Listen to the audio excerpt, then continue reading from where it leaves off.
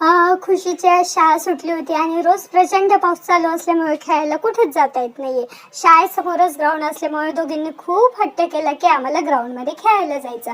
पण तिथेही चिखल माती सगळंच होतं. पण मग तरी काय, त्यांच्या हट्ट पुढं काही चालतं का? मग शेवटी त्यांना घेऊन गेलो आणि इथं खुशीच्या हातात एकच चॉकलेट होतं आणि निधी मॅडम रडत होत्या कारण की तिचं म्हणणं होतं मला पण पाहिजे. मग आता एक चॉकलेट दोघींसाठी कसं शेअर करतील?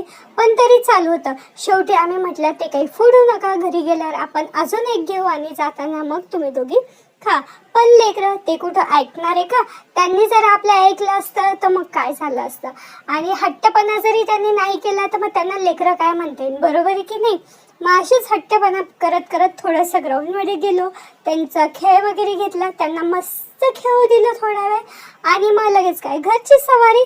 आणि तिला मग मध्ये मध्ये गोष्टी गप्पा सगळंच चालू असतं त्यांचं.